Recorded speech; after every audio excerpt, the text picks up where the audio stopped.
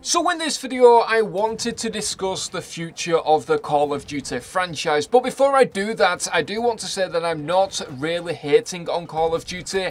I'm not hating on Activision or any of its developers. Instead, I wanted to sit down, have a full in-depth discussion with you guys, because I do understand that this is a very touchy topic with a lot of people, because at this moment in time, it seems like hating on Call of Duty seems to be the norm. I remember when I was in school 5 to 6 years ago, when a new Call of Duty title released, it was the talk of the entire school. Everyone was talking about it. We couldn't wait to get our hands on the next title.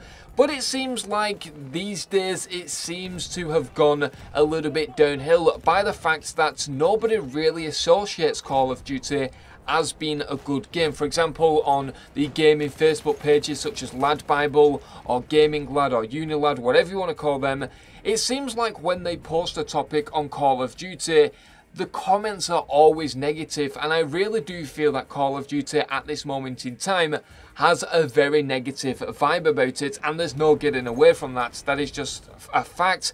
A lot of people might argue that Call of Duty is still the best-selling game of all time, etc, etc. And yes, I do completely agree with you, but there is no denying that at this moment in time, Call of Duty is slowly starting to decline, and there's a number of different reasons. But in today's video, I mainly wanted to focus on microtransactions, the supply drop system, because although that it is pretty much going to stay now for every single Call of Duty released in the future, and pretty much every game has usually this supply drop system or these crate systems where you open a crate, you can buy them for money, etc. You get a chance of winning a particular item.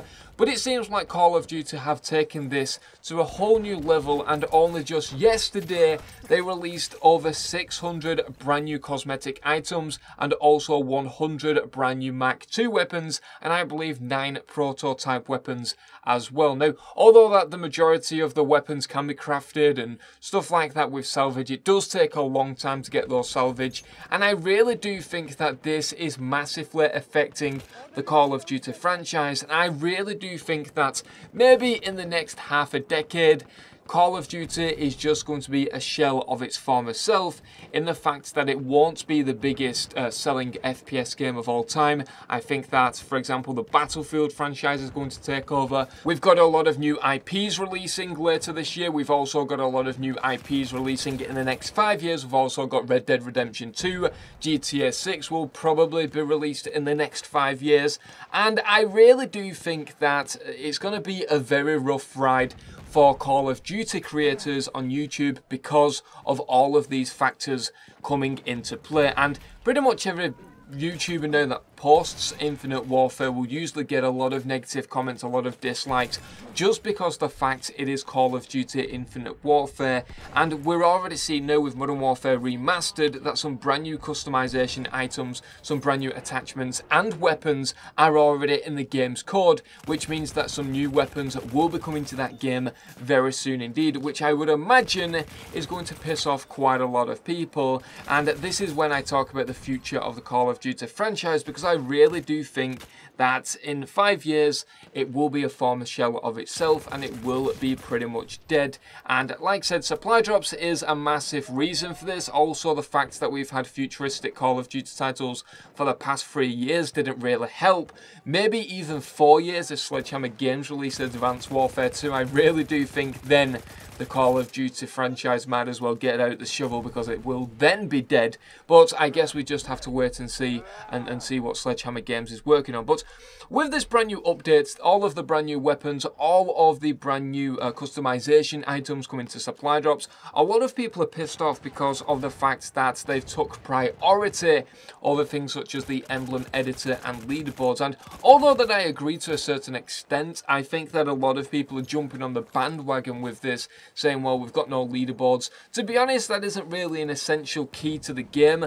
Although that most games do have a leaderboard system at this moment in time, it does really show that Activision are telling the developers to take priority over supply drops instead of you know, this emblem editor and leaderboards. So they are taking priority with the supply drop system instead of releasing standard in-game features, which is very concerning moving forward. And I'm really not sure what the future does hold for the franchise. I think that the supply drop system is here to stay, but it definitely does need to be changed. And I think that the community does need to come together with saying that we understand that supply drops will stay. We understand that supply drops are going to stay in every single Call of Duty title moving forward, because it's just a massive revenue opportunity for Activision. But I think that we all need to come together and just try and think of a different way on how Activision can improve the supply drop system. Maybe adding an in-game market, just like CSGO. Maybe that is something that they could look into, which would be pretty cool. So, for example, instead of just buying all of these crates and all of these supply drops and getting random weapons, maybe you can go into a market, you can find a weapon that maybe someone's got 2 or 3 of, and you can buy it for a certain amount of crypto keys. And I think that this is one small solution that Activision should look into and possibly adapt moving forward with their titles. And I really would like your opinions down in the comment section below. I think that we've maybe got 5 years left of the franchise, something like that.